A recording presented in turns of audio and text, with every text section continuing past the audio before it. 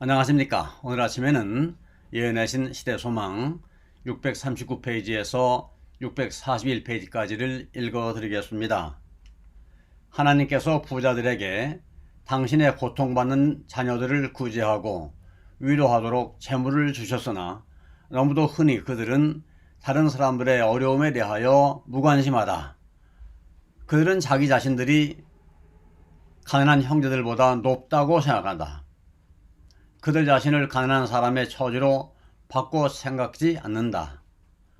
그들은 가난한 자의 유혹과 투쟁을 이해하지 않으므로 저희 마음에서 자비심이 소멸되었다. 부자는 값진 주택에 살고 화려한 교회 내에서 가난한 사람들과 담을 쌓는다. 그들은 하나님께서 곤궁한 자들에게 축복이 되도록 주신 재물을 교만과 이기심에 탐닉되어 함부로 소비한다. 가난한 자들은 하나님의 자상하신 자비에 대한 교육을 날마다 빼앗기고 있다. 왜냐하면 하나님께서는 그들이 생활 필수품을 받을 수 있도록 충분한 준비를 하셨기 때문이다. 가난한 자들은 생활을 압박하는 가난을 느낄 수밖에 없으며 때때로 시기심과 질투심과 사악한 억측으로 가득 차게 된다.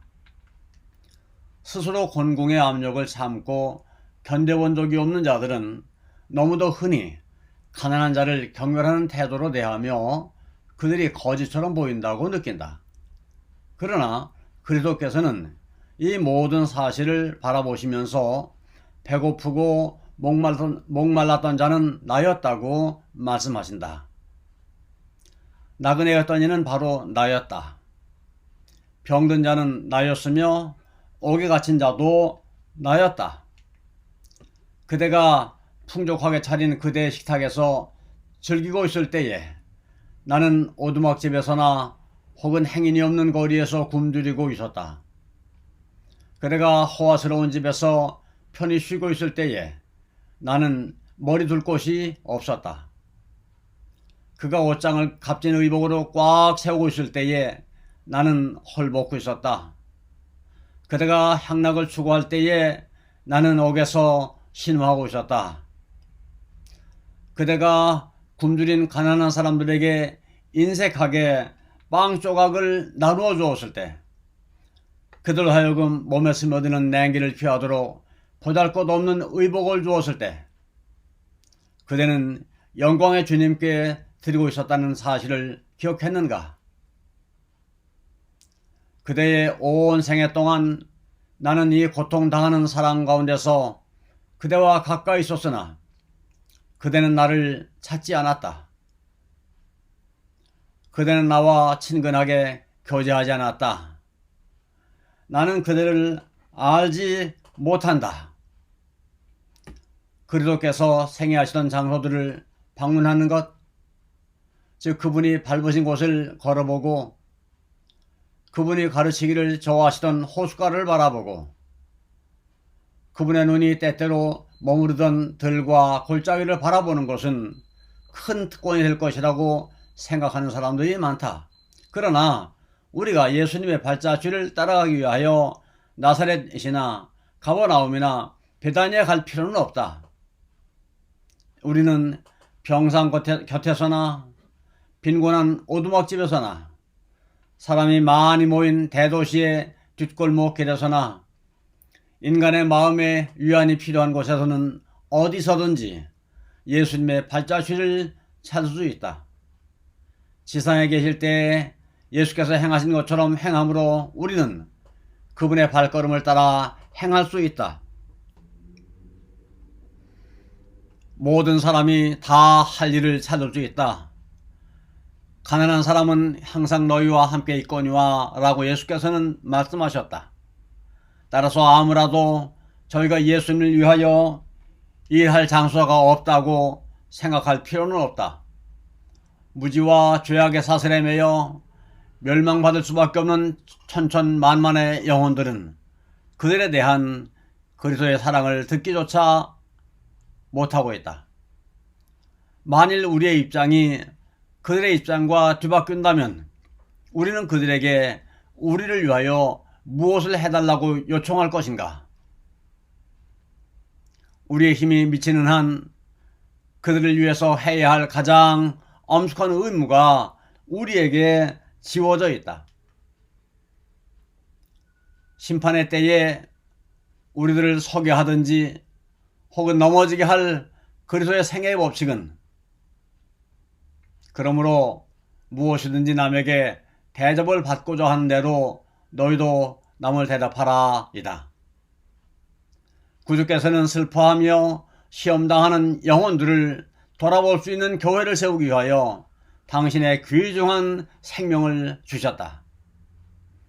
어떤 신자들은 가난하고 무식하고 잘 알려지지 않은 사람들일지 모르나 그리스도 안에서 그들은 가정에서, 이웃에서, 교회에서, 그리고 심지어 지경 너머에서까지 그 결과가 영원까지 미칠 일을 할 수 있다. 이 사업을 게을리한 까닭에 왜 많은 젊은 제자들이 그리스도인 경험의 초보밖에는 더 전진하지 못한다. 예수께서는 그들에게 내 죄 사함을 받았느니라고 말씀하실 때에 그 자신의 마음 가운데 불타오르던 빛을 어려움 가운데 있는 자들을 도와줌으로써 계속 불타게 할 수도 있었다. 때때로 청년들에게 위험의 근원이 되고 있는 그칠 줄 모르는 정열도 축복의 시내로 흘러가는 통로로 지향될 수 있다. 다른 사람들의 유익을 위하여 열심히 일하면 자아를 잊어버리게 될 것이다. 다른 사람들을 섬기는 자들은 목자장의 섬김을 받게 될 것이다. 그들은 생수를 마시며 만족할 것이다. 그들은 학문적인 오락이나 저희 생애의 어떤 색다른 것을 바라지 않을 것이다. 가장 큰 흥미의 화제는 멸망하여 가는 영혼들을 어떻게 구원하실까 하는 것이 될 것이다. 사교는 유익한 것이 될 것이다. 구주께 대한 사랑이 마음을 연합하게 할 것이다. 우리들이 하나님과 동역자라는 사실을 깨달을 때에 무관심하게 그분의 약속을 말하지 않을 것이다. 그분의 약속은 우리의 마음에서 불타오를 것이며 우리 입술에 불 붙여질 것이다. 무식하고 훈련받지 못하고 반역적인 백성을 위해 봉사하도록 모세를 부르셨을 때에 하나님께서는 내가 친히 가리라고 약속하셨다. 그리고 그분은 내가 정녕 너와 함께 있으리라고 말씀하셨다. 이와 같은 약속은 괴로움과 고통당하는 그분의 자녀들을 위하여 그리스도를 대신하여 일하는 모든 사람들에게 하신 것이다. 사람에 대한 사랑은 하나님의 사랑이 땅으로 향하여 표현된 것이다. 영광의 왕께서 우리와 하나가 되신 것은 이 사랑을 우리에게 심고 우리로 한 가족의 자녀가 되기 위함이었다. 그리고 내가 너희를 사랑하는 것 같이 너희도 서로 사랑하라는 그리스도의 고별의 말씀이 성취될 때 곧 그분이 세상을 사랑하신 것처럼 우리가 세상을 사랑할 때 우리들을 위한 그분의 사명은 성취된다. 우리 마음속에 하늘이 있기 때문에 우리는 하늘에 적합한 자가 된다. 그리고 너는 사망으로 끌려가는 자를 건져주며 살육당하게 된 자를 구원하지 아니치 말라. 내가 말하기를 나는 그것을 알지 못하였노라 할지라도 마음을 저울질하시는 이가 어찌 통찰하지 못하시겠으며 내 영혼을 지키시는 이가 어찌 알지 못하시겠느냐. 그가 각 사람의 행위대로 보응하시리라.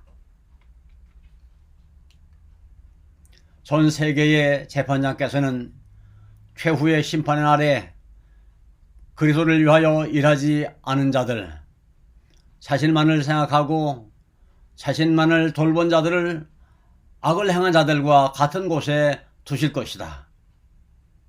그들은 동일한 선고를 받는다.